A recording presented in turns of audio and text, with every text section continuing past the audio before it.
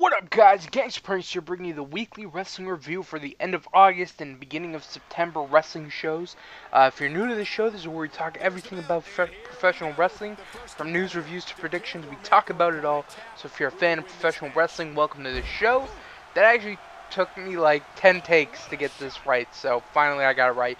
Anyways, on today's show, we got reviews for 2 weeks worth of Raw, Smackdown, Impact, NXT, Ring of Honor, and we're going to be talking more about some Total Divas. We have a pay-per-view review for TNA One Night Only, that another One Night Only show. This was for the Knockouts Knockdown.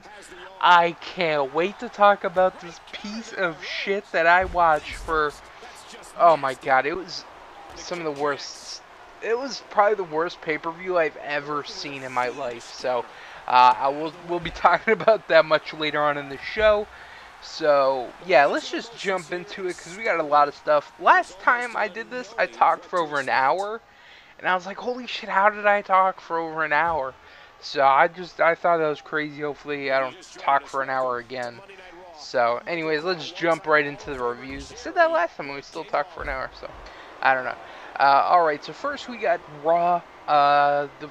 This episode started out with this episode started with Triple H awarding Randy Orton with a car, for winning the WWE title and being the face of the WWE. He's being rewarded a gift. Bryan came out, and later on backstage he spray painted yes on it and all this stuff. It was very reminiscent of the exact same thing they did with Randy Orton when he was feuding with Kofi Kingston. He had his own NASCAR, and then Kofi ended up breaking the windshield, I believe, and then dropping paint all over it. Or maybe, I don't know if he broke the windshield, but I know he poured paint all over it and then he slipped. And when I was watching this, it really reminded me of that. But anyways, they did that, more of Orton and Triple H and how they're trying to screw Bryan and other superstars by not letting them speak. And if they speak, then they'll get disciplined. And that's usually facing the Shield, or pretty much just facing the Shield, or to be fired or something like that. Actually, putting in a match with Orton, that's also considered punishment. We'll talk more about Randy Orton a lot later. What else do we got? So the main event of the show is Bryan will take on the Shield in a gauntlet match. Like I said, we'll talk about that in a second. Here we had the Curtis Axel CM Punk angle where, since CM Punk, so the whole stipulation was if CM Punk could beat Curtis Axel, then the fans got to vote what CM Punk got to do with Paul Heyman. They voted that he gets to get a match with Paul Heyman. He beat Curtis Axel, and then he got a match with Heyman. Heyman tried to run away, but he gets stopped. Axel makes the save. They handcuff Punk. They beat the shit out of him with the kendo stick. I really enjoyed this angle. I thought it added a lot of it was already a pretty personal feud, but just having actually Paul Heyman get involved and beat up CM Punk with the kendo stick, I thought that added a lot. And then you got to see CM Punk, he's bleeding from his back. It was really awesome. I would have like the one thing I miss about wrestling feuds is blood, and I think it just adds so much and tells so much of a story when they have blood. Now, it wasn't, I was kind of hoping for like they bloody him up, beat him up, chair over the head and stuff, but they don't do that anymore. So they actually, whacked him hard enough for him to actually bleed in the back. So that kind of made up for it. What else? Next we got AJ Lee. So, okay, first we had a match, Brie Bella versus Natalya. This match sucked. After the match, AJ Lee comes out and drops a pipe bomb. She cut a big promo on Total Divas, and she just shit on everyone on the show. She said, they don't like wrestling. They're in it for the fame, and their 15 minutes are up, and blah, blah, blah, all this kind of stuff. And it was a really good promo. I thought she really just, now it's kind of like, okay, you got because Total Divas is pretty much the main focus of the Divas division right now, not the title, which I guess is fine. You got to promote your show. And I think it's kind of weird that the champion's not even on the show, but I don't think she would fit well in the show, but that's whatever. So anyway, she just completely shit on everybody. That was great. Apparently this is going to be used later on in the show as an angle. This was, apparently it was filmed, and this is gonna be one of the storylines going into the series when it comes back on TV in November, I believe. So that would be cool. Maybe AJ will get involved. I don't know. We'll have to wait and see. Apparently, there's some talks of getting Randy Orton involved too, with JoJo in the storyline. I don't know if they have a real relationship or just a relationship for the reality TV show. I don't know, but apparently he might be getting involved in that too. So I don't know how I feel about that. Now, I don't really like that. That's just me though, but I don't know. We'll have to wait and see. Especially since he's like really, I don't know, but I guess she likes older guys because she was with Justin Gabriel, and then well, I don't know. We'll have to see it play. So yeah, that was a really good pipe bomb by AJ Lee. What else do we got? That was about it. The main event was Daniel Bryan in the gauntlet match with The Shield. He had a really good match with Seth Rollins. It was awesome. He beat Dean Ambrose in about... Or no, he didn't beat Dean Ambrose. Roman Reigns got involved, and then they beat up Bryan. And the whole roster, like, every week, the whole roster is on the stage. And I think it's kind of funny. And it's also really good. You know how, like, Triple H is... Hey, you know, this can happen to you, and blah, blah, blah, blah, blah, and all this stuff. And the roster just stands up there and watches and just gets the whole show kind of involved in the angle, which I like a lot. So, I know I don't know, it didn't happen on the next Raw, but I know in the coming weeks, apparently the whole roster gets involved with the whole angle, so we'll talk more about that when that happens. Next you got NXT, and I think this was a terrible edition of NXT, which actually sucks, because NXT is probably one of my favorite shows I watch every week. You know, I watch TNA, it's been good the past couple weeks. We'll talk more about TNA in just a second. And then NXT is like my second show. And I'm like, NXT, you know, I love watching it, love watching the upcoming talent develop. I always wanted to watch OVW when they were WWE's developmental system, and they had the Spirit Squad and Boogeyman and CM Punk, Paul Burchill was down there. I always wanted to watch back then, but it was never like a syndicated show and you couldn't watch, so that kind of sucked. But now you do get to watch, and you get to see all the new talent that is being developed, and I like watching it a lot. So anyways, like I said, this was not a good edition of the show. First we had CJ Parker versus Tyler Breeze.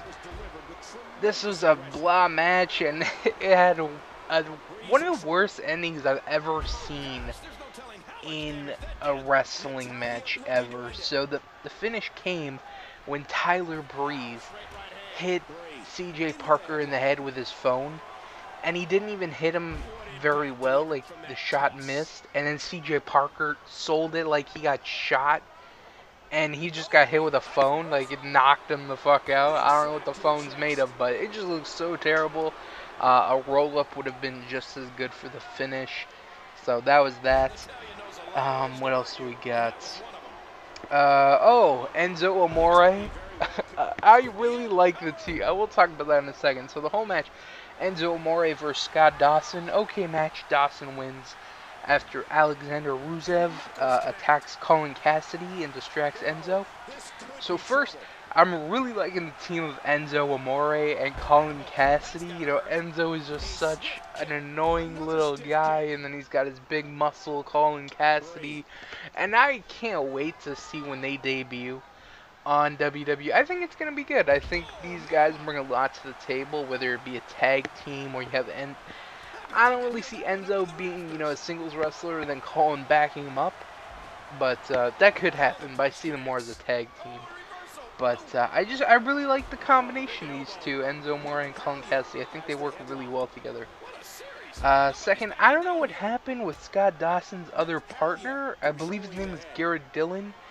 He's just completely gone from the equation, which is kind of shitty.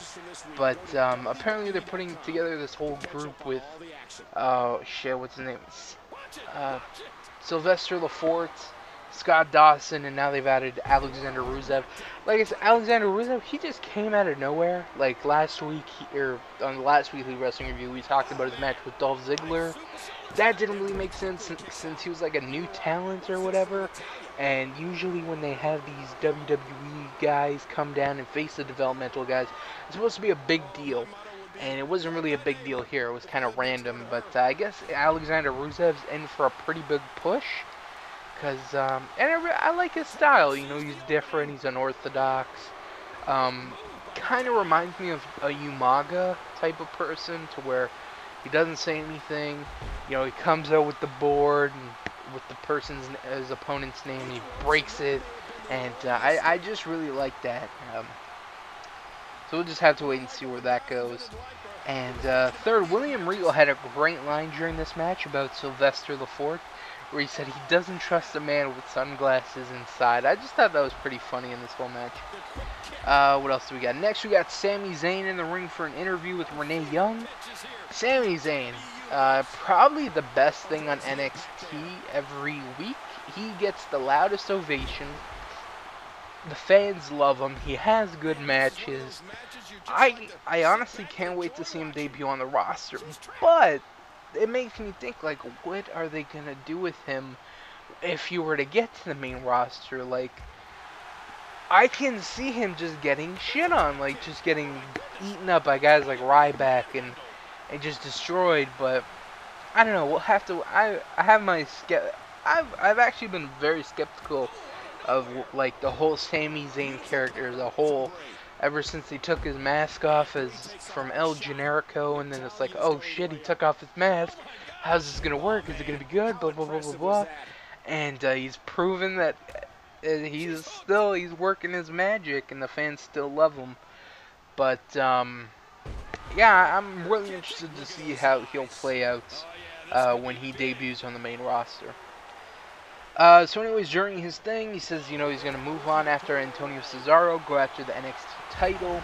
Bo Dallas comes out, and the crowd just shits on him. Like, at first, when I was watching NXT, the crowd loved Bo Dallas, and then slowly, he's like John Cena now, and the crowd just absolutely hates him.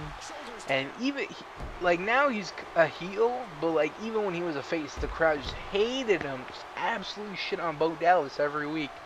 And I'm like, it kind of reminded me of a John Cena, where John Cena's a good guy, and, you know, fight, whatever, never give up, blah, blah, blah. Bo Dallas is kind of similar to that.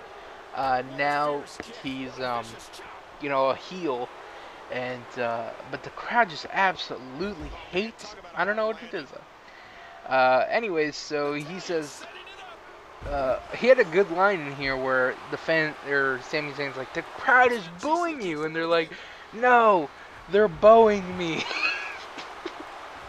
And it was just hilarious. Like, I don't know, I thought it was really funny. So anyways, they go back and forth a little bit. Zeb Coulter ends up coming out and says Sami Zayn is an illegal alien and he doesn't deserve a shot. And then Jack Swagger pops up and attacks Sami Zayn. So that leads into a match from next week, which was really good. Almost as good as the 2 out of 3 falls match with Antonio Cesaro. So we'll talk about that in a second. And Adrian Neville versus Conor O'Brien, okay match. The finish was bad. I don't remember it, but apparently it was terrible. That's what I have in my notes. Next we have TNA. What happened on here? Oh, this is where Bully introduces, is this it? No, I guess that was last week. Okay, anyways, he says that Tito Ortiz is the newest member of Aces and Eights. Whatever. That was whatever. What else do you get? Oh, AJ Styles come. Okay, this was the Impact after the whole not hardcore justice, but the episode where his main event Mafia versus Aces and Eights, loser gets fired, where D1 got fired, and then here AJ Styles explains why he helped Mafia and whatever, and then he cut a pretty shoot promo on TNA saying, you know, he's not a part of the Mafia, and he doesn't trust anyone. And then he talks about how TNA is misusing him and forgetting about him, and he wants Dixie to fire him, and he just doesn't give a shit, and he's not getting credit where he deserves. And, you know, he just says, you know, I want what I deserve. I'm going to win the TNA World title. I'm going to be the it guy for TNA again, and I'm going to show everybody. So that was actually pretty good. A pretty good promo where AJ Styles is not really known for his good promos. He's known for his okay promos and his really good wrestling. And he had a pretty good match with Bobby Roode after. What else do we got? Oh, okay, so the whole thing about this show was this is must-win Thursday. You have to win your match so you can get your points for the Bound for Glory series. Well, who gives a shit, because later on in the show, Hulk Hogan comes out and says, you know, this is Bound for Glory, must-win Thursday, but I'm going to make another match for the Bound for Glory series. Apparently backstage, the Bound for Glory series was actually a shamble of an idea. Not an idea, but it just wasn't managed properly, and they didn't get to go through everything, and they just had to scramble the last few matches of the show, which kind of sucks, but you know, TNA is going through a lot of issues, so that's kind of expected. So they ended up just kind of wrapping it up and saying next week there's going to be a Battle Royale, because I'll talk about that in a second.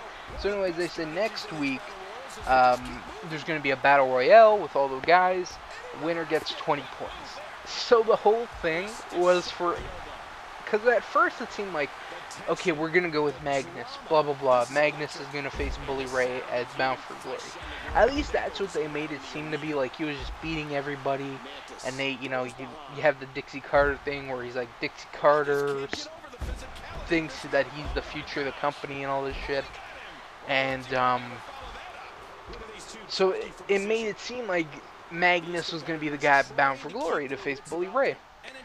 And then, like, TNA is like, you know what, we don't want Magnus anymore, we want AJ Styles now. And then you have him doing these promos and stuff, and apparently just attach a rocket pack to AJ Styles' back, and like, you know what, instead of this whole lone wolf thing, let's change you back to the Phenomenal One, and we're going to shoot you right up to the top of the Bound for Glory series. And that's exactly what they did. They said, forget Magnus, we're going to completely change our minds. Oh, AJ is really low on points and he's not going to make it in the top 4. Okay, let's have a Battle Royale, make him win 20 points, and bam, he's in the top 4 now. And that's what it just seemed to me like.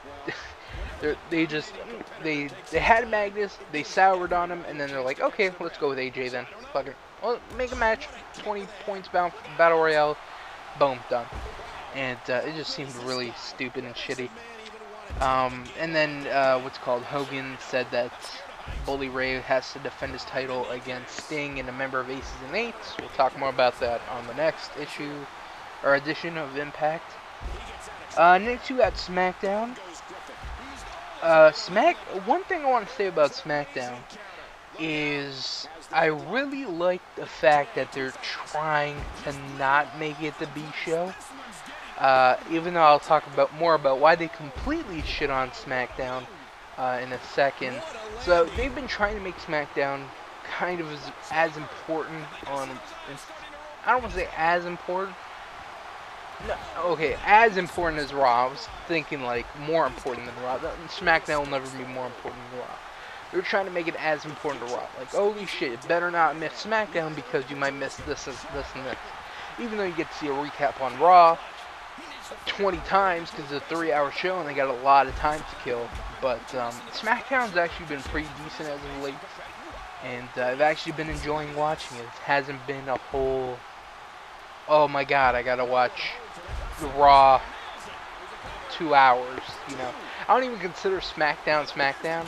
I just consider it like an extended Raw, and that just makes Raw feel like it's 5 hours instead of 3 hours.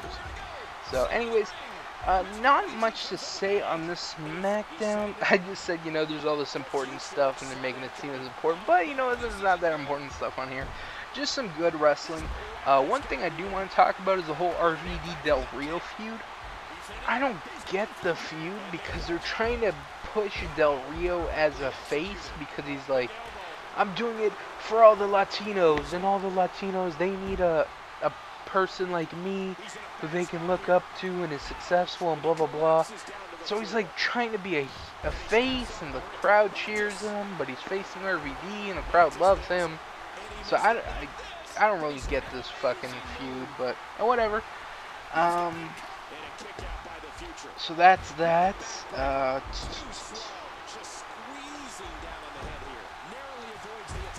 That's about it. The main event was Ryback versus Daniel Bryan. It was a pretty good match. Bryan wins by DQ. Orton and Shields attack Bryan after the match and spray no onto his chest. Just one letter away from NWO, but no.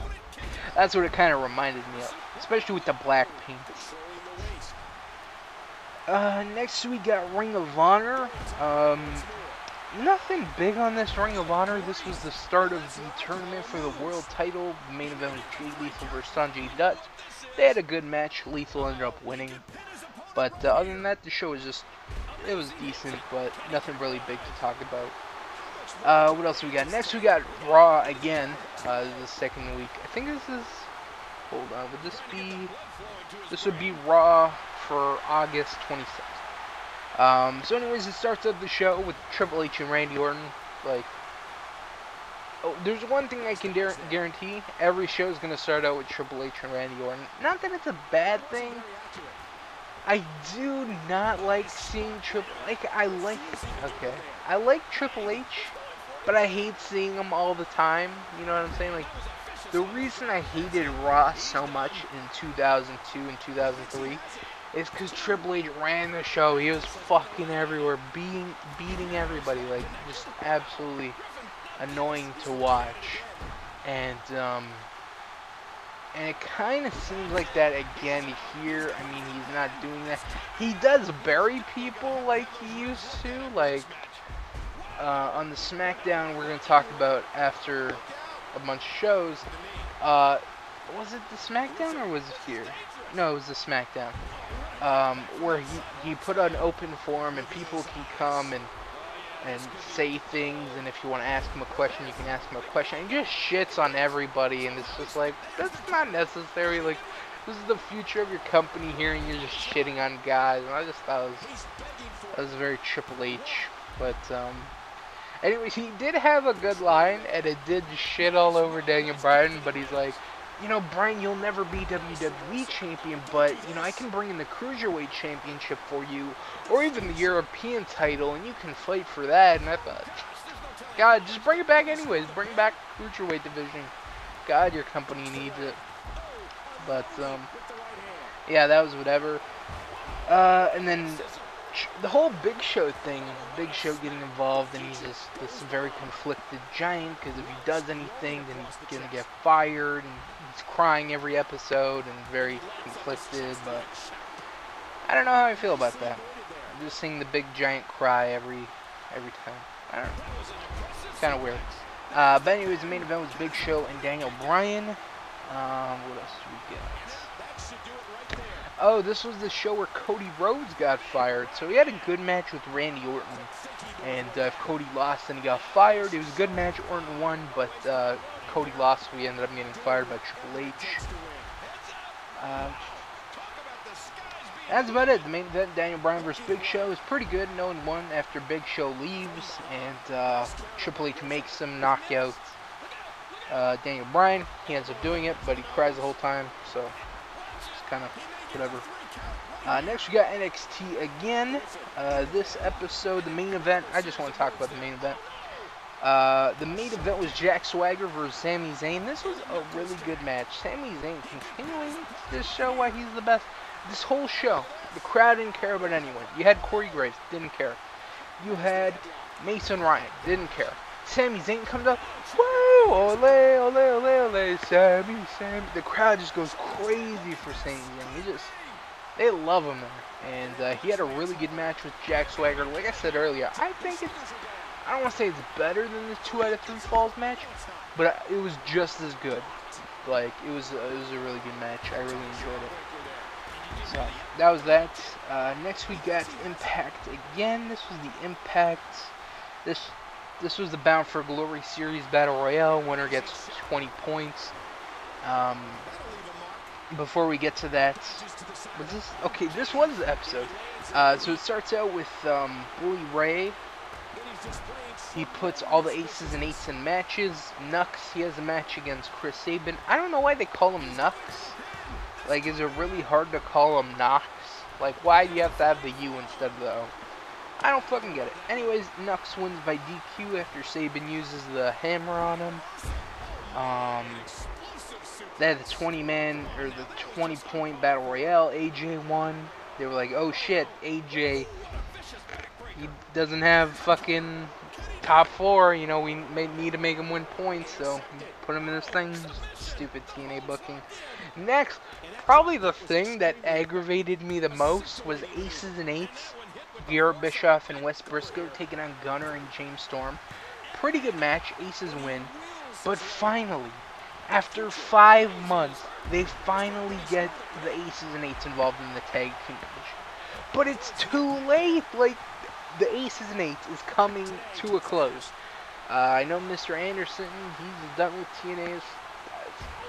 I think so. I don't know. I'm not sure. But that's what people were telling me. And then I think they just kicked Wes Briscoe out like last week. So now there's what? Garrett, Nux, Bully, Tito, Brooke. God, that sounds like a great fucking faction. No, it sounds like shit. Aces, ugh, they took forever. They should have been in the tag team division a lot sooner.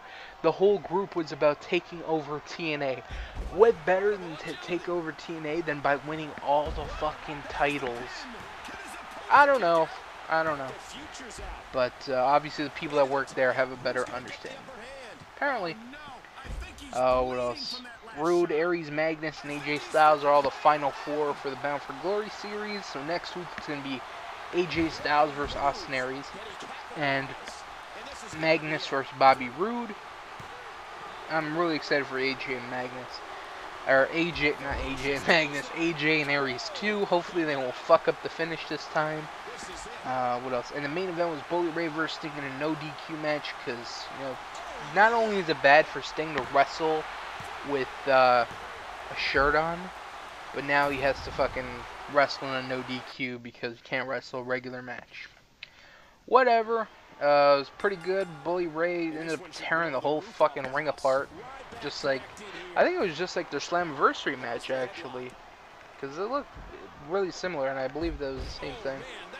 But anyways, after the match, Anderson reveals himself, and he'll be the Aces and Eights that will be challenging for the world title next week. More dissension, Aces and Eights, who gives a shit.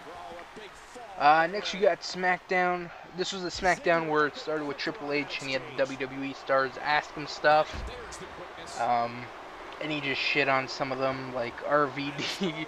Oh shit, you called me dude? Holy shit, I've been waiting since 2000 for you to call me dude. Holy shit, bro. And I was like, whatever. But anyways, he put them all in matches. We had RVD and Randy Orton. They had a good match. What else? What else I want to talk about? I want to talk about the Divas division a little bit. You know, they have the whole. It kind of seemed like they were gonna do something with the other Divas. You know, you have the whole Total Divas during SmackDown. You had AJ rally up Alicia Fox, Layla, and Oksana.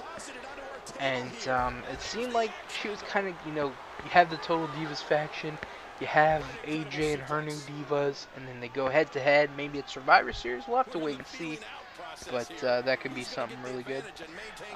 Real Americans versus the Usos, pretty good match. Real Americans, probably my favorite tag team. Nah, I don't even want to say that. Them and the Primetime Players, probably my favorite tag team in WWE right now. I love watching them every week. I think the tag team division in WWE is gotten a lot better. You know, we have Tons of Funk, which they were getting a big push before. Now, not so much. They keep getting squashed by the Wyatt family.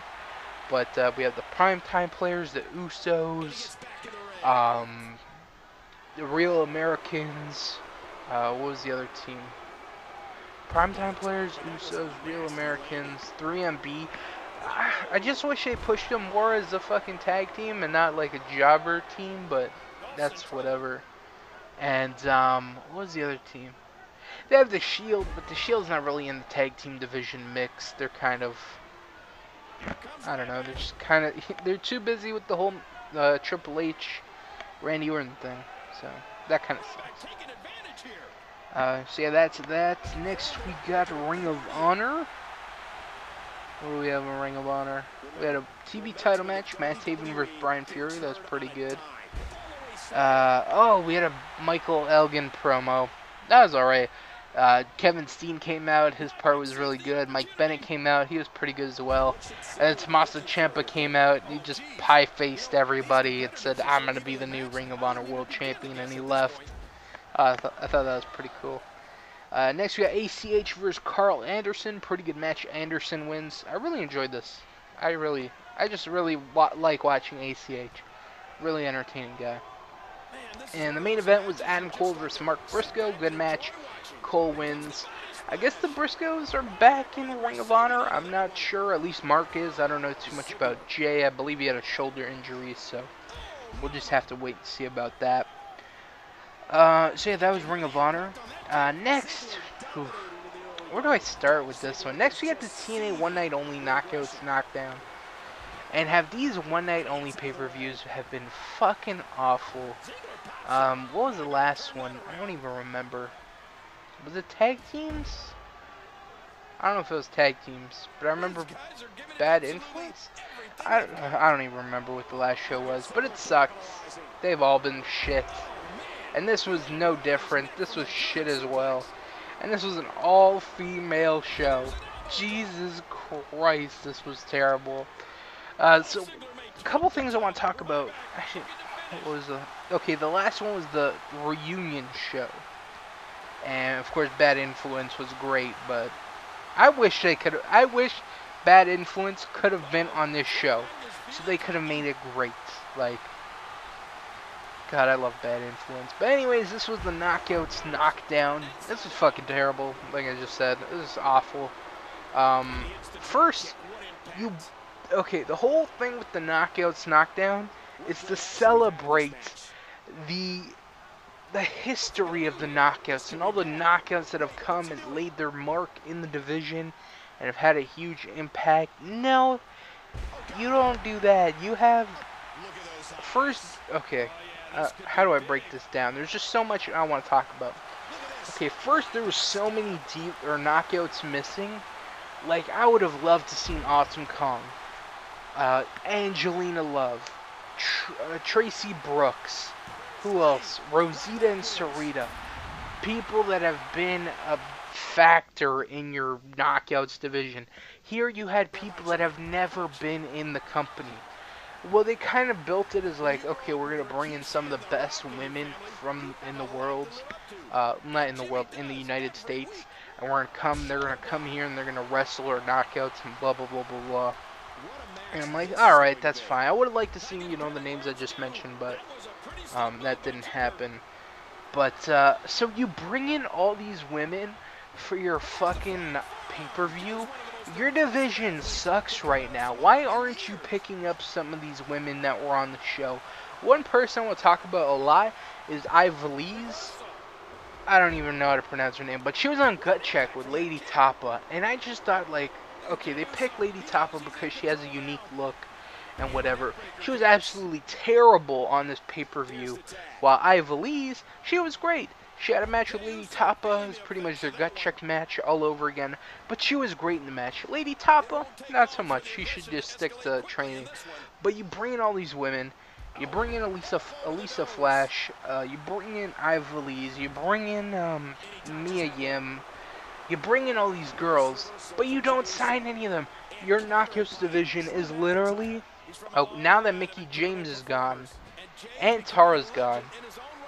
God, how many people are in the division? You got ODB, Gail Kim, Taryn Terrell, but she's not really there. Brooke Tessmacher, but she's not really wrestling. And I think that's about Velvet Sky. So you have 5 knockouts. That's your whole division. Why the fuck didn't you sign some of these knockouts? I don't get this company. But yeah. So those were my 2 problems.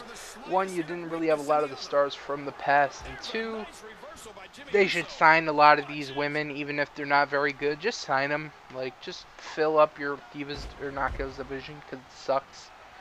Anyway, so let's actually talk about the show. Holy shit, as awful as it was. So, TNA started the show by doing something that I hate a lot. I've talked about this on previous one-night-only pay-per-views. They show us promo packages of shit that's gonna happen during the pay-per-view. I absolutely hate this. Why are you gonna show me stuff that happened in the fucking pay-per-view? I'm gonna watch it for a reason, not so you can shorten it to 2-3 minute video in the beginning so I don't have to fucking watch it.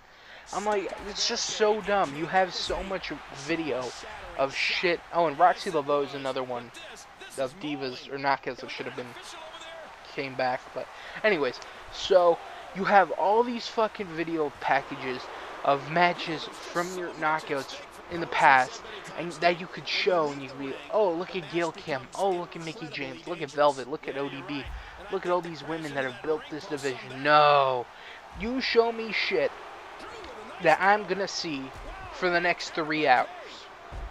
Why? Why? I don't know why they do that with these one-night-only shows.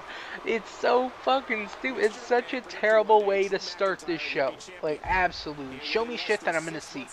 Why? I don't know fucking why. Because they still do. But whatever. What else? So the show starts out. It's so terrible. So all the knockouts come to the ring. Brooke Hogan comes out, so she's excited for tonight. And all the people that win their match are going to go into a battle royale later on, and they're going to crown the Queen of the Knockouts. Because it's not a one-night-only pay-per-view if it doesn't have a fucking battle royale. Holy goddamn shit. So yeah, that was terrible.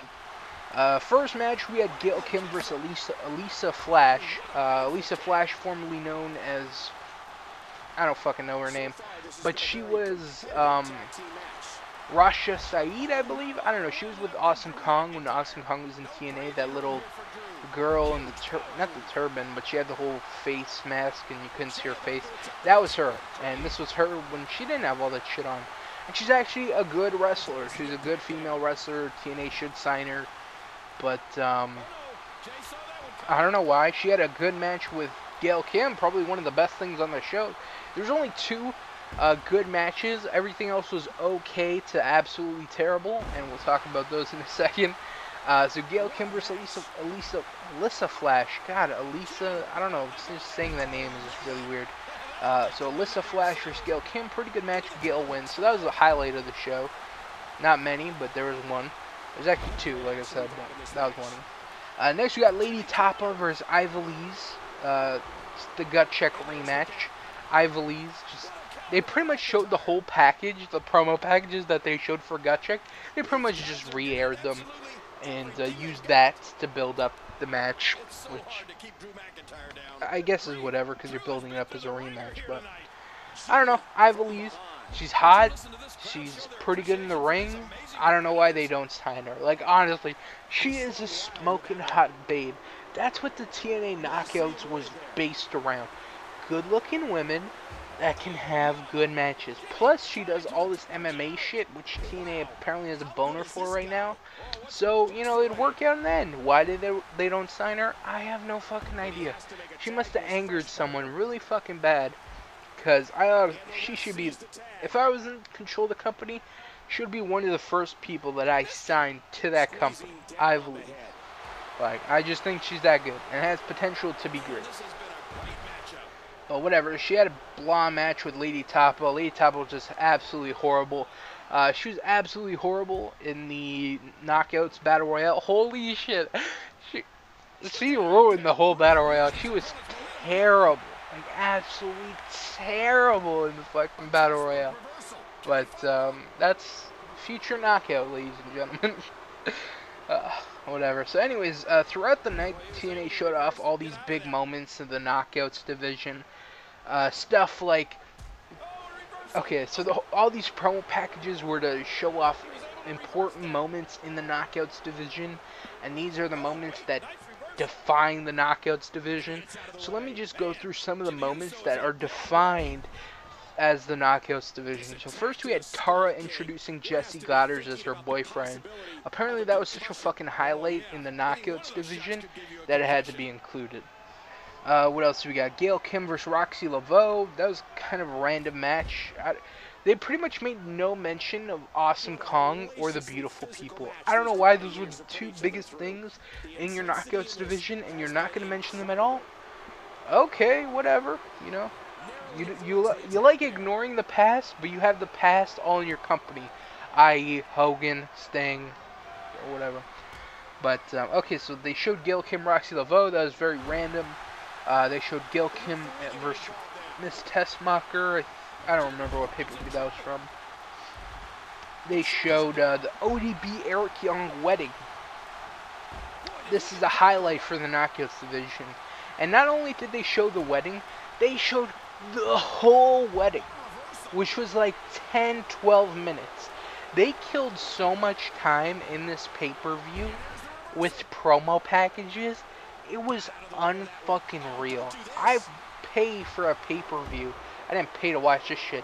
But if I were to pay, I pay to watch wrestling.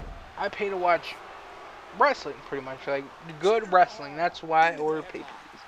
Not to watch about an hour and a half of wrestling and an hour and a half of promo packages. No, I don't pay to watch promo packages. That's what Impact is for. But, oh my god, promo package after promo package after promo package. Holy shit. They showed the whole goddamn wedding for Eric Young. Even Rosita and Sarita come. Oh, that's terrible. Fucking terrible. They showed Gail versus Taryn Terrell from Slammiversary, which was fine because it was a good last knockout standing match. It was a good moment for the knockouts. And they showed Mickie James versus Madison Rayne's 30-second match from Knockdown a couple years ago. So apparently that was a highlight for the division as well. What else? So after those were all the promo packages that they aired throughout the night. I just wrapped them up into nice one bow tie. What else? Next we had Mia Yim versus Tara. This was an okay match. Tara won. Next we got Brooke Tessmacher versus Santana. This was okay. Tessmacher won.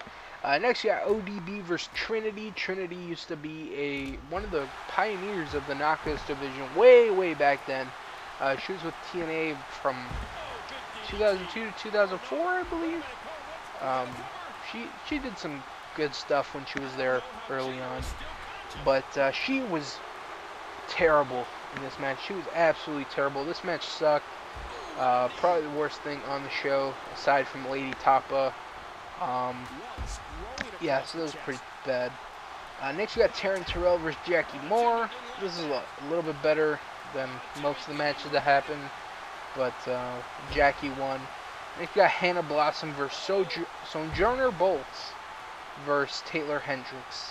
This was blah as well. Hannah Blossom won. It's the Blossom Twins. They're from the shit. I don't even know the name of the show. It's like a British boot camp type show. She won along with Rockstar Spud. Her and her twin sister, but I don't know where her twin sister was. But whatever. We just got one twin. What else? Watching this show and some of these bad matches, I'm like, you know what would have made this show perfect, and I actually would have wanted to see? The rematch of all rematches. Sharmell versus Jenna Morasca. Round 2. And you have it on this show. I just thought it would have been a cherry on this shit cake. But they didn't end up having Sharmell or Jenna Morasca, which is kind of sad. Because, I don't know, that's such a terrible thing. I thought it could have added a little bit to this. Just at least comic relief. Anyways, next we have Velvet Sky versus Jillian Hall. This is okay. Velvet won. And the last singles match was Mickie James versus Serena. This was the second best thing on the show. It was a pretty good match. Mickie wins. The ending kind of sucked. It kind of, like, Mickie was making her comeback, and then she just won. Like, it was just kind of came out of nowhere. Kind of killed the ending for a lot of people. So yeah, these were the two good matches. Gail Kim versus Alyssa Flash, and Mickie James versus Serena Deeb. Formerly the chick with the big tits from the Straight Edge Society, the bald one. This was her. And then they had a Knockouts Battle Royale. This sucked as well. It was really long and boring, and Gail wins. And then they did a fucking dumb finish. So of course the TNA Battle Royales, they have to be different because it's TNA. So you have a Battle Royale until the last two people are there, and then they have a regular match, which I kind of like. But they did a stupid ending here with Mickie, or Gail faked an injury. They had the doctor come out, and then she rolled up Mickie for the end. I thought it was so dumb. Like, why the fuck would you do this as the main event? I don't know, there's no payoff, you know what I'm saying? Like, it's not going to lead to anything. I don't know why she did a screw job, but whatever. It was terrible. This whole show sucked. Probably the worst pay-per-view this year. Maybe ever. Definitely this year. So yeah, that was fun. Not really. I don't recommend watching it. Don't do it. It was terrible. What else do we got? Next we got Total Divas episode 5. What else? This was the episode Natalya's birthday, and then, you know, Tyson Kidd. Tyson Kidd just continues to look like an absolute bitch on this show.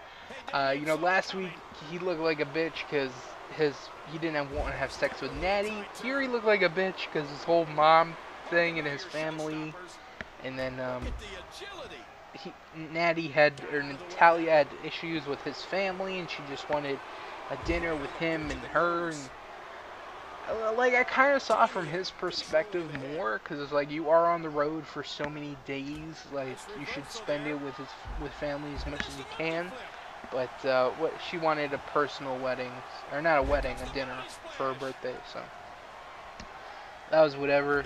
And then later on she goes to visit an old friend for a tan, and it ends up leading to a date, and he says he likes her, and blah blah blah. One thing I was thinking while watching this, I'm like, so Natalya's bashing Tyson's family, just shitting on them. Oh, they're crazy, blah blah blah. And I'm like, what are they gonna think of Natalya when they watch this and she's just bashing them? I don't know, but it was just funny to think about. What else? Next we got Cameron and Naomi. They got into a fight here at the go-kart racing thing, which was just, I felt embarrassed for them. Like, you're getting into a fight because of a go-kart racing, like, because one person won and she made a big deal. Like, well, there was a lot of stuff leading up to that, but just having an altercation at a go-kart thing, it was dumb. And then they ended up having, and I want to actually say I liked Cameron in this episode, which, God kill me or strike me down because I don't like Cameron, but she did have a good point. When you come to work, leave the shit. Like, if you don't like each other, leave that at the door. You know, you come to work, you gotta work together, especially since they're a tag team. But they brought it in, and then they had a meeting with Stephanie and explaining the whole go-kart thing to Stephanie McMahon. I was just so embarrassed to watch it as a fan. I'm like, yo, we got into a fight at the go-kart thing. She said she won and blah, blah, blah. And if I was Stephanie McMahon, I'd be like, you're both fired. Like, what the fuck are you doing? Like, God, it's so gay. It's just so dumb. Anyway, so they get solo matches. Naomi, she gets lucky. She gets to face Alicia Fox, who knows what she's doing, while Cameron has to wrestle Oksana. Jesus Christ, is that a crime if there ever was one? Yeah, and then they end up making up, whatever. The Bellas they go back to visit their family. They talked about their grandfather who meant a lot to them. Nikki Bella ended up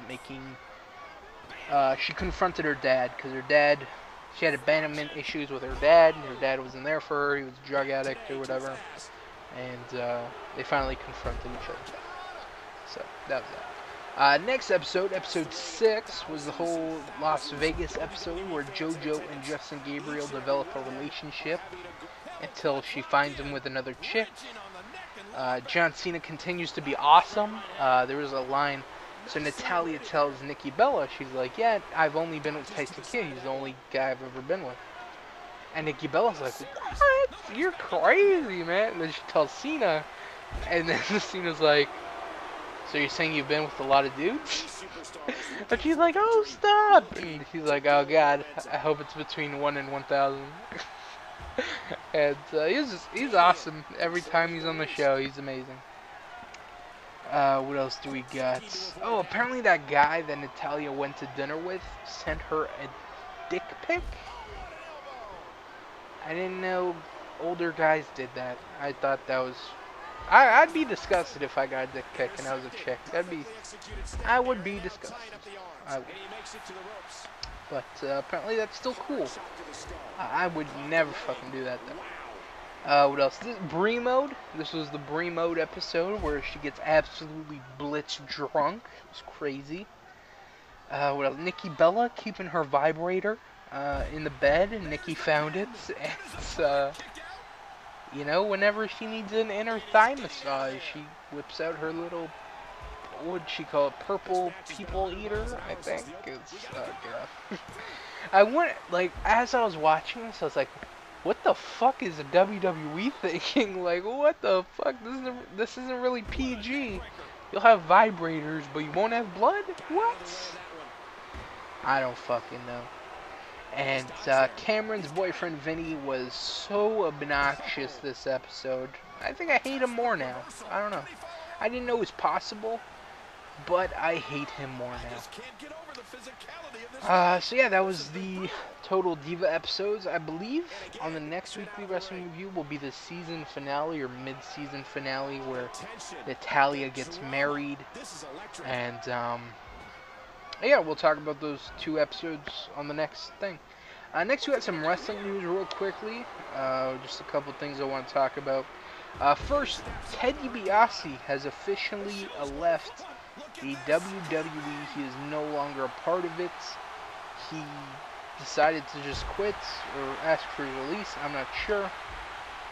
But a lot of people were surprised.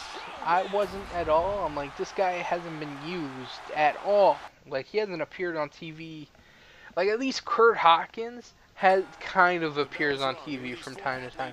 Ted DiBiase, we haven't seen him. Shit, last time I remember him is he had a broken arm and he was wrestling Hunico and Camacho. That was early last year. Like, we haven't seen him for more than a year. So, you know what? I always thought WWE blew the opportunity on Ted DiBiase. I always thought he was a pretty talented dude, and he was just never given the right program to make him shine. You know, after he split from Legacy, it was kind of like, okay, he's gonna be the next big star. And I think a lot of people are surprised that Cody Rhodes was actually ended up being the bigger star than Ted DiBiase. But, you know, there was always rumors, or I don't know where it started, but like a team between Ted DiBiase and Michael McGillicuddy, Curtis Axel, whatever you want to call him. And they should have teamed him up. They should have made Ted DiBiase a Heyman guy with Curtis Axel. These are 2 young, hungry guys. You know, you have one guy with the IC title. You have DiBiase with the US title. You say, hey, look at these young guns. They're gonna, you know, they are young guys. All the girls want them. They make lots of money, blah, blah, blah. I think they should have done that. But they opted for Ryback. So that kind of sucks. I thought he would have fit better there, but, you know, whatever. And now apparently he is officially working at Webs. He's an executive with collegeGarageSale.com. I don't know what the fuck they do, but it doesn't sound like it'll pay as much as WWE did. So that was that. What else do we want to talk about? Oh, if you don't know how to watch NXT yet, I know I'm a little late here, but maybe you don't know how. you know, if you want to watch NXT every week, apparently it is free on Hulu Plus. I believe that is only for North or the United States. I believe if you live in Canada, you can't access Hulu Plus, so you'll just have to find it on the internet, which is not really a big deal, but you know, it's kind of a hassle sometimes. What else do we got? I had a bunch of things opened up about stuff I wanted to talk about. Oh, a couple injury reports. Oh, this is actually a good topic. Christian and Mark Henry are injured again. And these are two guys that are... I really like watching Christian. And, you know, Mark Henry is kind of whatever to me. But these are two guys that every time they come back, and I'd even throw in Rey Mysterio in there too, that when they come back, they get injured almost immediately. Now, I know it's wrestling and it's not ballet, so, you know, you're more, you know, doing wrestling, you're more likely to get injured because it's a very physical, demanding sport. So, I can see that, but at the same time, it's like, after, you know, Mark Henry, it seems like he gets injured, he comes back for about a month, and then he gets injured again, and we don't see him, and then, you know, they bring him back as the monster or whatever. And it's just like, maybe, you know, your body's trying to tell you something. Maybe it is time to retire. And that would really suck for Christian. Like I said with Mark Henry, it sucked too, because, you know, Mark Henry's kind of just whatever to me, but, you know, whenever someone retires, it's a really sad moment for them and, you know, their fans. But, you know, after suffering injury after injury after injury, it's kind of like, you know, what else can you do? Your body is definitely trying to tell you something like, hey, you can't do this anymore. You know, Mark Henry suffered, I believe, a hamstring. Christian suffered a concussion. You know, Rey Mysterio, he's injured with his knee stuff. So, you know, these are three guys that I wouldn't be surprised if they're not around for much longer, considering they're constantly having injuries and stuff. So those are two things that I want to talk about that sucked for them. What else do we got? Oh, okay, two more things. First, Dixie Carter has announced, or she did an interview, whatever, and this was taken from the interview, that they said the recent talent cuts show no sign, or they're not a sign of the problems that are in the company. First, I don't believe that one bit. You know, you're releasing talent for a reason. Some of the talent's being used. You can't say you released Doc and it wasn't a contract problem. Maybe he was asking for too much, but you released them in the middle of an angle. So it had to be pretty important to release them. So, I don't know. And then another line that she made during the show, or the interview, whatever, is she like, we release talent to sign new talent. Now, I don't know if it's just me, but over the past few weeks, it seems like they've done away with Gut Check. Maybe they kind of stopped for the whole Bound for Glory series thing and stuff like that, but it just seems like they're kind of done with Gut Check, at least temporarily. And two, you know, they talk about signing all these new talents, but you have all these older talents. I mean, you have Hulk Hogan, you have Sting, you have, I don't want to say Kurt Angle, but he's older and, you know, he can't, I don't know, he's older, but he can still go. But, you know, look at your world champion. Your world champion is 40-something years old, Bully Ray. And I don't know how you can keep talking about signing or releasing talent or whatever and signing new talent and getting rid of the old talent, signing new talent when, you know, look at some of the top guys in your company. They're all pretty older guys. Bully Ray, I don't know, he's still a good heel. Sting, I really wouldn't mind if he went. And Hogan and Sting, I really think they should go. I don't think they add anything to the product whatsoever. And pretty much just taking up TV time. Like, this can be used on other wrestlers and stuff like that. But that's just my opinion. So I think if they want to make that next step and, you know, get new talent, you gotta get rid of the old talent. And that's Hogan and Sting. What else? So there was, I was going to talk about this last week, but I didn't really have too much information on it. But apparently there's a deal working between the Great Muta, who owns a Japanese company in Japan, and TNA, and they are talking about, I believe, trading talents, or sending some guys over to Japan and maybe sending some Japan guys over to TNA. And I like that idea of sending TNA guys to Japan, but not Japan guys coming to to TNA, because they don't know how to use them. They've done it in the past. They brought in shit, I don't remember his name, Akira something, or shit, they brought in a couple of Japanese guys. I believe 2 of them. They brought in Hamada from Japan. She used to be in the Knockouts. They didn't do shit with her. You had No Limit as a tag team. You didn't do shit with them. You had Akira Raijin, I believe his name was. He was like a mini prodigy of Great Muta. You didn't do shit with him. He was in the World Elites, I believe, or Kiyoshi. Kiyoshi was his name. Was it Kiyoshi? I believe it was Kiyoshi. And, you didn't do shit with him, so they don't have a good track record of using talents, foreign talents, so I don't think it would be smart for them to send Japan talent to TNA, unless you put him in, like, you gotta make it special. You gotta be like, this guy is coming from Japan, and he wants to, he's one of the best wrestlers in Japan, and he's gonna come to TNA, and wants to face one of the best wrestlers in TNA. Probably put him in the ring with maybe a Kurt Angle or a Samoa Joe, and just let him go. Main event of Impact, special Japanese versus TNA match, main event, 20 minutes. I think it could kill. I think it'd be really interesting to watch. It'd be different, but I don't really think TNA knows how to use foreign talent, like I just said. So that's just my opinion. And one more thing, Jose Canseco. This was the thing. Jose Canseco apparently has been petitioning for a spot on TNA on Twitter and saying he should be a bodyguard for Robbie E. And immediately, no, don't bring in Jose Canseco. You already have all these washed up MMA guys. You don't need washed up baseball players. So that's just my thoughts on that. So that's it for the weekly wrestling review. I actually think I went an hour. Yes, I did. I went an hour. God damn it. But anyways, I want to thank you guys for watching. Hope you guys enjoyed. Catch me next time, where I believe we're going to have reviews for Night of Champions. I don't know if it'll be on the next show. I don't even know when Night of Champions was. I think it was September 22nd? Let me just double check. September 22nd or the 14th. WWE Night of Champions.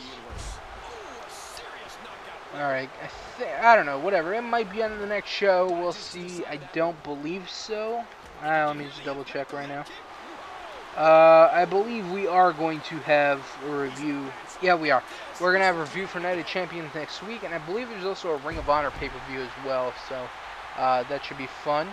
So like I said, I'm catching up on the series. Told you guys I would be. I'm doing it more frequently and catching up. So I want to thank you guys for watching. Hope you guys enjoyed. Catch us next time. And until then, guys, peace out.